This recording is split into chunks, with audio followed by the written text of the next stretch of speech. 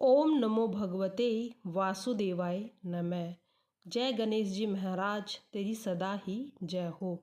प्रिय भक्तजनों, आज सुनेंगे हम माघ मास की कृष्ण चतुर्थी की तिलकुटनी व्रत कथा। प्रतिवर्ष माघ मास की कृष्ण पक्ष की चतुर्थी तिथि को तिल संकष्टी गणेश चतुर्थी व्रत मनाया जाता है और इस वर्ष तिल संकटा चौथ 17 जनवरी 2025 को रखा जाएगा।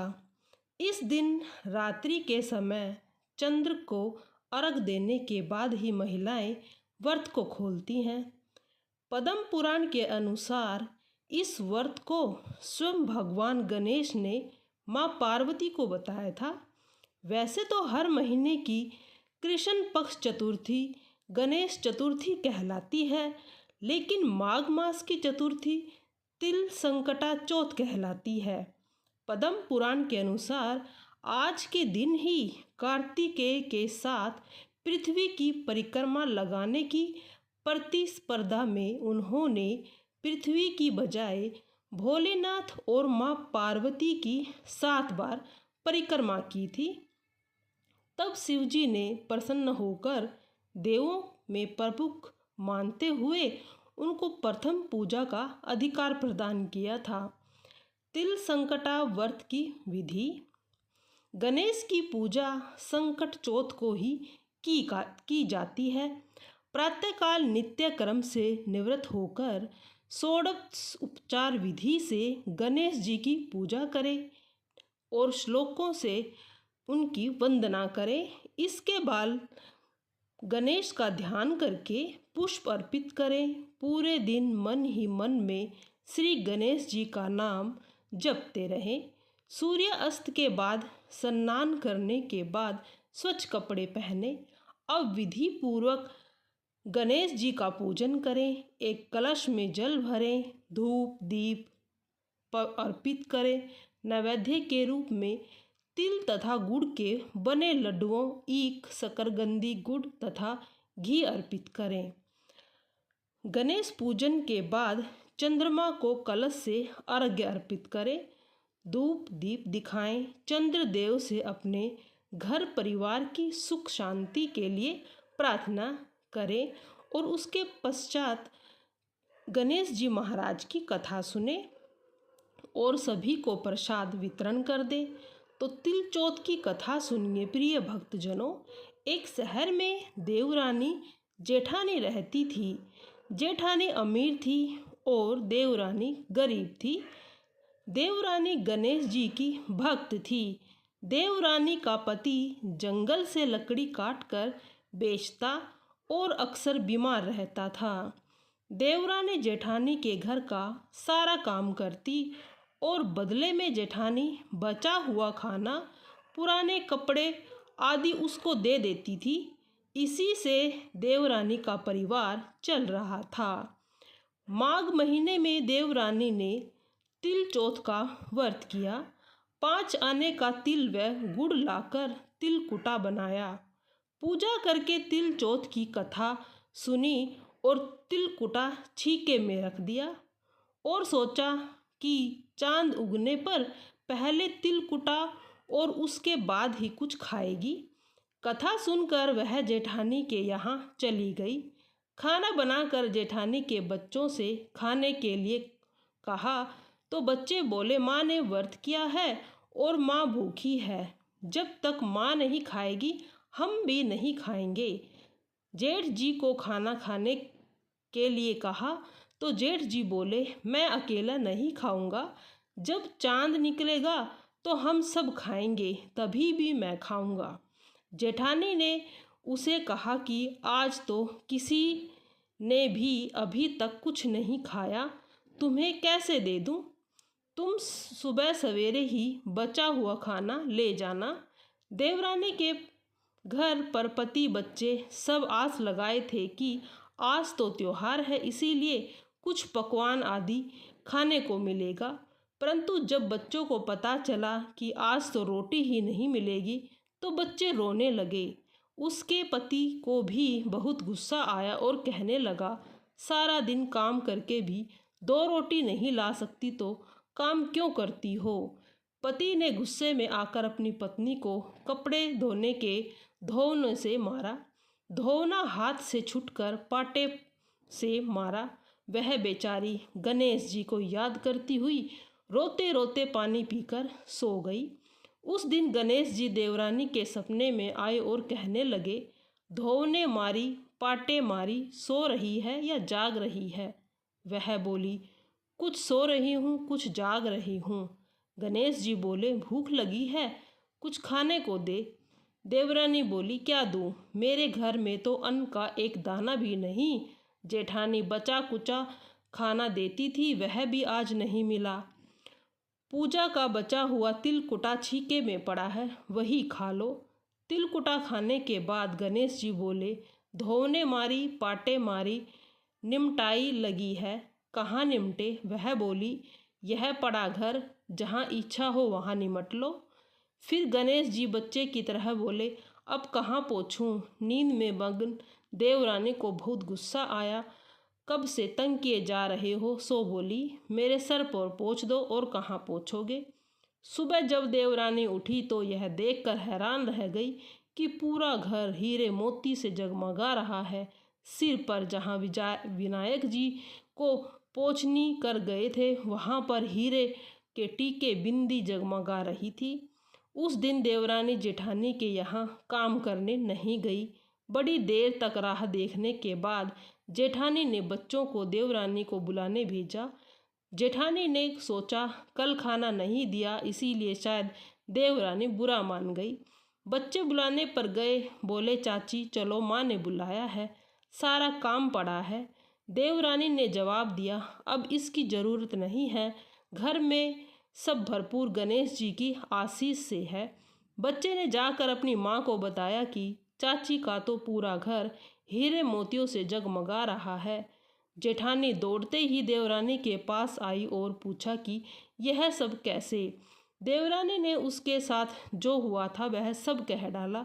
अब घर लौट कर जेठानी अपने पति से कहती है कि आप मुझे धोने और पाटे से मारो। उसका पति बोले कि भली मानस, मैंने कभी तुझ पर हाथ ही नहीं उठाया, मैं तुम्हें धोने और पाटे से कैसे मार सकता हूँ?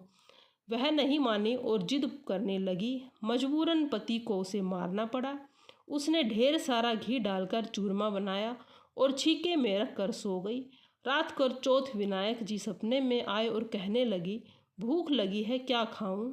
जेठानी ने कहा, हे गणेश महाराज, मेरी देवरानी के यहाँ तो आपने सूखा तिलकुटा खाया, मैंने तो झरते घी का चूरमा बनाकर आपके लिए छीके में रखा है, फल और मेवे भी रखे हैं, जो चाहे खा लीजिए। बाल स्वरूप गणेश जी बोले, अब निमटे कहाँ? जेठानी बोली, उसके यहाँ तो टूटी फूटी झोपड़ी थी, मेरे तो यहाँ कंचन के महल है, जहाँ चाहो निमटो। फिर गणेश जी ने पूछे, अब पूछूं कहाँ? जेठानी बोली, मेरे ललाट पर बड़ी सी बिंदी लगा कर पोंछ लो। धन की भूखी जेठानी सुबह जल्दी उठी गई। सोचा घर में हीरे जवाहरात से भरा पूरा होगा। देखे तो पूरे घर में गंदगी फैली हुई थी, तेज बदबू आ रही थी। उसके सिर पर भी बहुत सी गंदगी लगी हुई थी। उसने कहा, हे गणेश जी महाराज, यह आपने क्या किया? मुझसे रूठे और देवरानी पर टूटे। जेठानी ने घर और की सफाई करी और बहुत कोशिश करी, परंतु गंदगी और ज़्यादा फैल गई। जेठानी के पति को मालूम चला तो वह भी बहुत गुस्सा हुआ और बोला, तेरे पास इतना सब कुछ था, फिर भी तेरा मन नहीं भरा। परेशान होकर चौथ के दिन गणेश जी की मदद से विनती करने लगा। गणेश जी ने कहा, देवरानी से जलन के कारण तूने जो किया था यह उसी का फल है। अब तू अपने धन में से आधा धन उसे दे, यह सब साफ होगा। उसने आधा धन बांट दिया, किंतु मोहरी की एक हांडी चूल्हे के नीचे गाड़ रखी थी। उसने सोचा किसी को पता नहीं चलेगा और उसने उस धन को नहीं बांटा। उसने कहा, हे श्री गणेश जी, अब तो अपना यह बिखराव समेटो। वे बोले, पहले चूल्हे के नीचे गड़ी हुई मोहरे की हांडी सहित साफ करके रख दो, 2 सुई के भी 2 हिस्से कर। इस प्रकार गजानन के बाल स्वरूप में आकर उन्होंने सुई जैसी छोटी चीज का भी बंटवारा कराया और अपनी माया समेटी। हे गणेश जी महाराज, जैसे आपने देवरानी कृपा की वैसे ही सब पर करना। कहानी सुनने वाले पर, सुनाने वाले पर, हुकारे भरने वाले पर, सभी पर अपनी कृपा बनाए रखना। प्रिय भक्तजनों, आइए सुनते हैं गणेश जी महाराज की विभिन्न कथाएं। एक बार देवता कई विपदाओं से घिरे हुए थे। तब वह मदद मांगने के लिए भगवान शिव के पास आए। उस समय भगवान शिव के साथ कार्तिकेय, गणेश जी बैठे थे। देवताओं की बात सुनकर शिव जी ने कार्तिकेय और गणेश जी से पूछा कि तुम में से कौन देवताओं के कष्टों का निवारण कर सकता है। तब कार्तिकेय व गणेश जी दोनों ने ही स्वयं को इस कार्य के लिए समक्ष बताया। इस पर भगवान शिव ने दोनों की परीक्षा लेते हुए कहा कि तुम दोनों में से जो सबसे पहले पृथ्वी की परिक्रमा करके आएगा वही देवताओं की मदद करने के लिए जाएगा। भगवान विष्णु के मुंह से शिव के मुंह से यह वचन सुनते ही कार्तिकेय अपने वाहन पर बैठकर पृथ्वी की परिक्रमा के लिए निकल गए। परंतु गणेश जी सोच में पड़ गए। वह चूहे के ऊपर चढ़कर सारी पृथ्वी की परिक्रमा करेंगे तो इस कार्य के लिए बहुत समय लग जाएगा। तभी उन्हें एक उपाय सोचा। गणेश अपने स्थान से उठा और अपने माता पिता की 7 बार परिक्रमा करके वापस बैठ गए। परिक्रमा करके लौटने पर कार्तिकेय स्वयं को विजेता बताने लगे। तब भगवान शिव जी ने श्री गणेश से पृथ्वी की परिक्रमा न करने का कारण पूछा। तब गणेश जी कहने लगे, माता पिता के चरणों में ही समस्त लोक है। यह सुनकर भगवान शिव ने गणेश जी को देवताओं के संकट दूर करने की आज्ञा दे दी। इस प्रकार भगवान शिव ने गणेश जी को आशीर्वाद दिया कि चतुर्थी के जो दिन तुम्हारा पूजन करेगा, रात्रि में चंद्रमा को अर्घ देगा, उसके तीनों ताप यानी दैहिक ताप, वैदिक ताप और भौतिक ताप दूर हो जाएंगे। इस व्रत को करने से व्रतधारी के सभी तरह के दुख दूर होंगे और उसे जीवन के भौतिक सुखों की प्राप्ति होगी। चारों तरफ से मनुष्य की सुख समृद्धि बढ़ेगी। पुत्र पौत्र आदि धन ऐश्वर्य की कभी भी कमी नहीं रहेगी। सभी की इच्छाएं पूरी होगी। आइए सुनते हैं अब तीसरी कथा।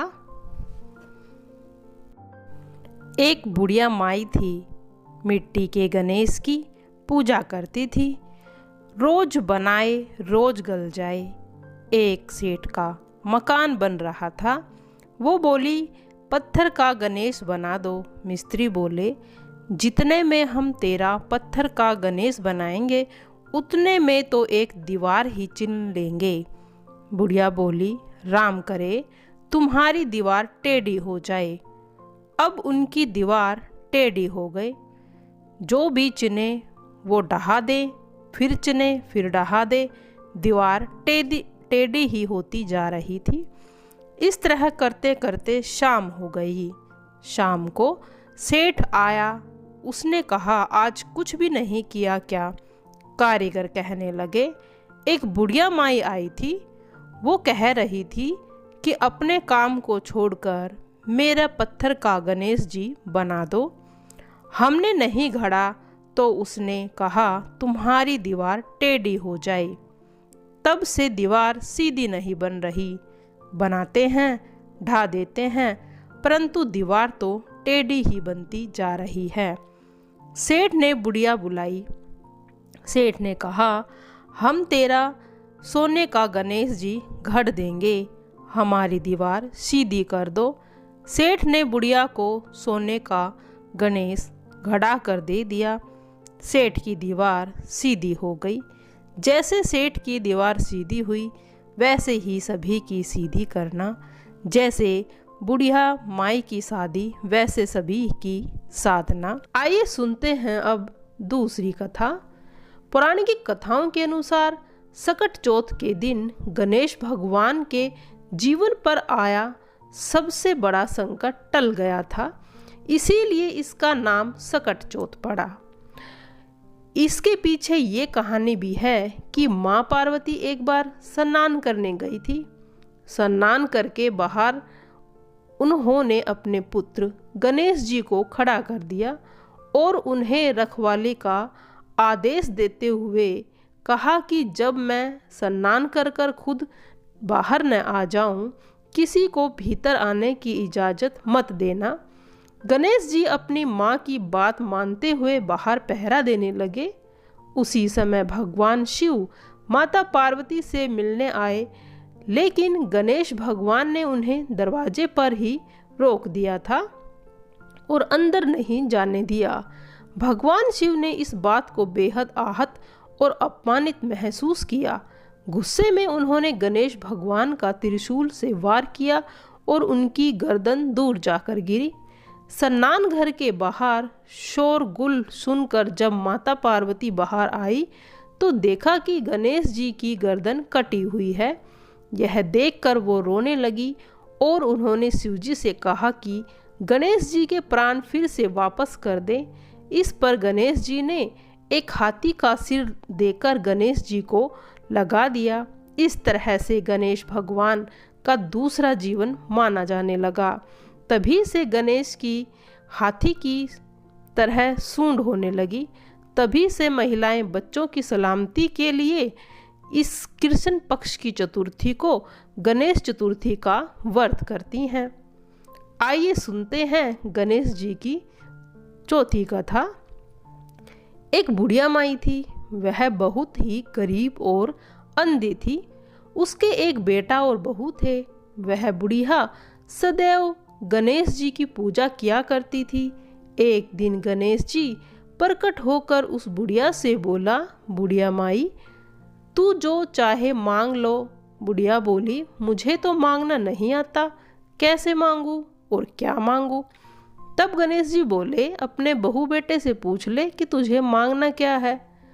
तब बुढ़िया ने अपने बेटे से कहा, गणेश जी कहते हैं तू कुछ मांग ले, बता मैं क्या मांगू। पुत्र ने कहा, माँ तू धन मांग ले। बहू से पूछा तो बहू ने कहा, नाती मांग ले, पोता मांग ले। तब बुढ़िया ने सोचा कि ये तो सब अपने अपने मतलब की बातें कह रहे हैं। अतः उस बुढ़िया ने पड़ोसिनों से पूछा तो उन्होंने कहा, बुढ़िया तू तो थोड़े दिन की जिंदगी मांग ले। क्यों तू धन मांगे, क्यों तू नाती मांगे, तू तो अपनी आँख की रोशनी मांग ले, जिससे तेरी जिंदगी आराम से कट जाएगी। इस पर बुढ़िया बोली, यदि आप प्रसन्न हैं तो मुझे 9 करोड़ की माया दे, निरोगी काया दे, अमर सुहाग दे, आँखों की रोशनी दे, नाती दे, पोता दे और सब परिवार को सुख दे, अंत में मोक्ष दे। यह सुनकर तब गणेश जी बोले, बुढ़िया माई, तूने तो मुझे ही ठग लिया। फिर भी जो तूने मांगा है वचन के अनुसार सब तुझे मिलेगा। और यह कहकर गणेश जी अंतर्ध्यान हो गए। उधर बुढ़िया माँ ने जो कुछ मांगा वह सब कुछ मिल गया। हे गणेश जी महाराज, जैसे तुमने उस बुढ़िया को सब कुछ दिया वैसे ही तुम सबको सब। बार एक बूढ़ी अम्मा का एक बेटा था। बूढ़ी अम्मा अपने बेटे से बहुत प्यार करती थी और उसके लिए 12 महीने के चौथ का व्रत भी करती थी। बूढ़ी अम्मा का बेटा हमेशा जंगल से लकड़ियाँ काट कर लाता और फिर दोनों माँ बेटे मिलकर बाजार में लकड़ियाँ बेचकर अपना गुजारा करते थे। बूढ़ी अम्मा रोजाना लकड़ियों में से कुछ लकड़ियाँ अलग रख देती और चौथ के दिन बेटे से छुपकर उन्हें बेचकर घर का सामान लाती। 5 चूरमों के लड्डू बनाती, 1 लड्डू अपने बेटे को खिलाती, 1 लड्डू खुद खाती। एक बार चौथ का ही दिन था। बूढ़ी अम्मा का बेटा अपनी पड़ोसन के घर गया। उसने देखा पड़ोसन ने चूरमा बना कर रखा था। उसने पड़ोसन से पूछा, आज क्या त्योहार है जो आपने चूरमा बनाया है? पड़ोसन कहने लगी, मैंने तो आज ही बनाया, लेकिन आपकी माँ तो हर चौथ के दिन चूरमा बनाती है, आपको खाने के लिए नहीं देती क्या? तो बेटे ने कहा, हाँ देती तो है। फिर पड़ोसन ने बूढ़ी अम्मा के बेटे से कहा कि तुम जो लकड़ियाँ काट कर लाते हो, उनमें से कुछ लकड़ियाँ तुम्हारी माँ छुप कर बेच देती है और फिर छुपा कर बेची हुई लकड़ियों से पैसे मिलता है और उससे चूरमा बनाती है। बेटे ने पड़ोसन से जब यह बात सुनी तो तुरंत अपनी माँ के पास गया और माँ से कहने लगा, माँ, मैं इतनी मेहनत से लकड़ियाँ लेकर आता हूँ और तुम चूरमा बनाकर खुद अकेले ही खा जाती हो। आज से तुम या तो मुझे छोड़ दो या फिर चौथ माता के व्रत को छोड़ दो। बेटे की बात सुनकर माँ कहने लगी, बेटा, मैं तो यह व्रत तेरे लिए करती हूँ, मैं तुम्हें छोड़ सकती हूँ, लेकिन चौथ माता को मैं नहीं। यह बात सुनकर बेटा नाराज हो गया। नाराज होकर घर छोड़कर जाने लगा। तब माँ कहने लगी, बेटा, तू जा तो रहा है, लेकिन यह कुछ अनाज है, इसे मैंने चौथ माता की कहानी सुनी है, यह ले जा और जब भी संकट आए तो चौथ माता का नाम लेकर कुछ दाने वहाँ विश्वास से डाल देना। पर बेटे ने अपनी माँ का विश्वास नहीं किया और वह अनाज के दाने लेकर तो चल गया। घर से थोड़ी देर ही निकला था कि रास्ते में उसे कुछ नज़र नहीं आ रहा था। उसने चौथ माता का नाम लिया और थोड़े से अनाज के दाने वहाँ पर डाल दिए और कहने लगा, हे चौथ माता, अगर आप सच्ची हैं तो यहाँ मेरे लिए रास्ता हो जाए। ऐसा कहते ही नदी सूख गई और बेटा का रास्ता बन गया और वहाँ बेटा बूढ़ी का वहाँ से चल दिया। आगे बढ़ा तो जंगल में पहुँच गया। वहाँ पर जंगल में पहुँचा तो रात हो चुकी थी। जंगल में बहुत सारे भयानक जंगली जानवर भी थे जो अपनी आवाज़ में बोलने लगे थे। उनकी डरावनी आवाज़ सुनकर बेटा डरने लगा। तब उसने चौथ माता का नाम लेकर वहाँ पर भी कुछ अनाज के दाने डाल दिए और हाथ जोड़कर कहने लगा, हे चौथ माता, मुझे रास्ता दिखाओ, नहीं तो यह जंगली जानवर मुझे मारकर खा जाएंगे। ऐसा कहते ही उसने रास्ता मिल गया और जंगल में चलते चलते वह एक राजा के नगर में जा पहुंचा। वहां पर राजा हर महीने एक आदमी की बलि देता था।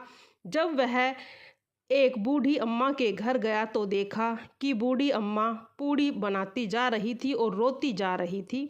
तब वह पूछने लगा, हे बूढ़ी माई, तू क्यों रो रही है? तब बूढ़ी बाई कहने लगी, बेटा, मेरा तो एक ही बेटा है और आज उसे राजा के पास बलि देने के लिए ही जाना पड़ेगा और यह पूरी पकवान मैं अपने बेटे के लिए बना रही हूँ। तो लड़का कहने लगा, माँ जी, आप यह पूड़ियाँ मुझे दे दो, मैं आपके बेटे के बदले में राजा के यहाँ बलि देने के लिए चला जाऊँगा।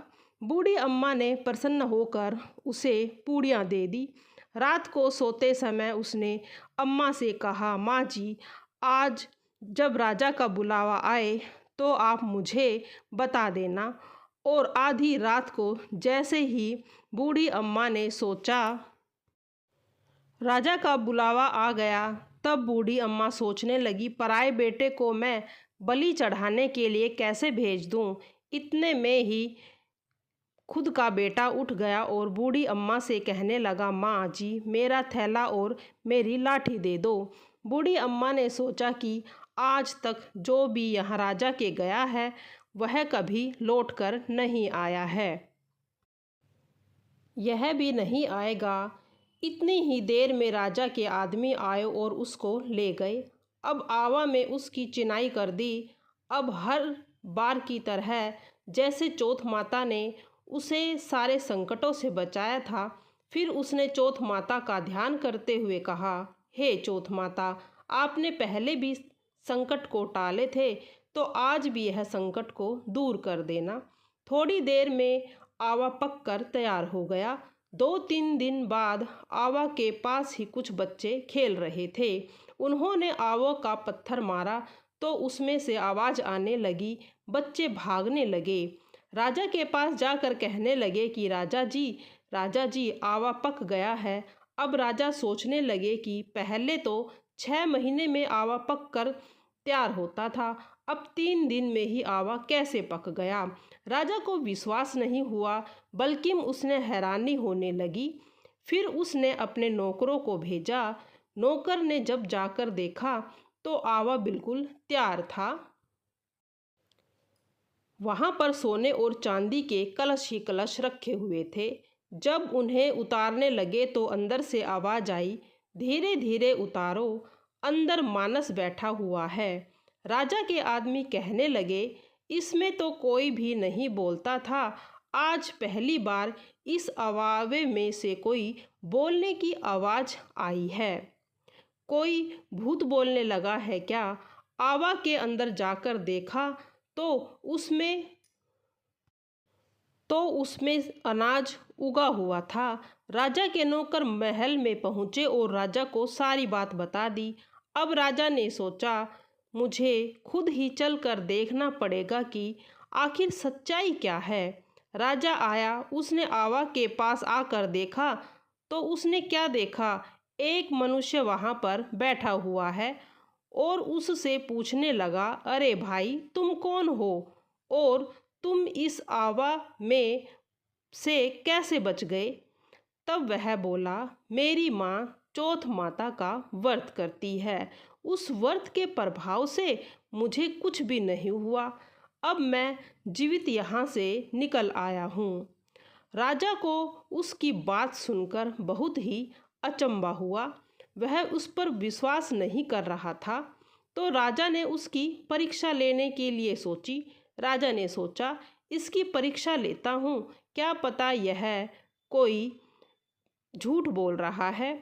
राजा उससे कहने लगा, अच्छा ठीक है, तू एक घोड़े पर चढ़ जा और मैं दूसरे घोड़े पर चढ़ जाऊंगा, तेरे हाथ में रस्सी से बांध दूंगा। अगर तेरी रस्सी खुलकर मुझ में बंध जाएगी तो चौथ माता सच्ची है, इसका मतलब चौथ माता ने तुम्हारी रक्षा की है। अब राजा और वह लड़का दोनों घोड़े पर बैठ गए। तो उसने थोड़े से अनाज के दाने और हर बार की तरह हाथ में रखकर कहा, हे चौथ माता, मेरी लाज रखना। ऐसा कहते ही रस्सी खुलकर राजा के हाथ में बंध गई।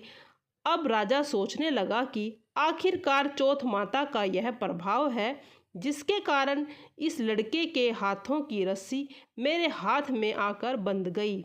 अब उसे विश्वास हो गया था कि चौथ माता ने ही लड़के की रक्षा की है। वह बहुत प्रसन्न हुआ। तब उसने अपने बेटी का विवाह उस लड़के से करा दिया। चौथ माता की कृपा से वह लड़का अपनी बूढ़ी माँ और अपनी बहू के साथ बड़ी प्रसन्नता से रहने लगे। कोई भी मनुष्य सकट माता की कथा को सुनता है, इस व्रत को धारण करता है, वहाँ उसकी सभी मनोकामनाएं पूर्ण होती हैं। अब सुनेंगे दूसरी। अब गणेश जी महाराज की आरती।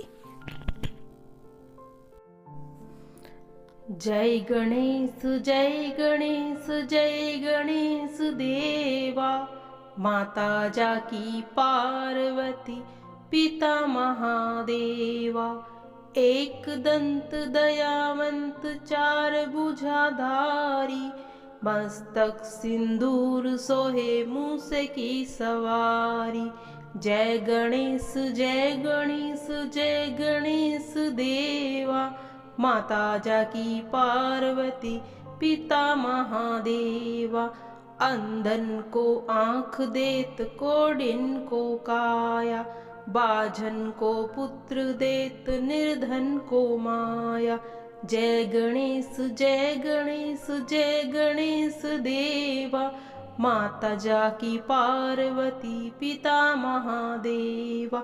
हार चढ़े फूल चढ़े और चढ़े मेवा, लड्डुअन का भोग लगे संत करे सेवा। जय गणेश जय गणेश जय गणेश देवा, माता जाकी पार्वती पिता महादेवा। दीनन की लाज राखो शंभु सुतवारी, कामना को पूरा करो जग बलिहारी।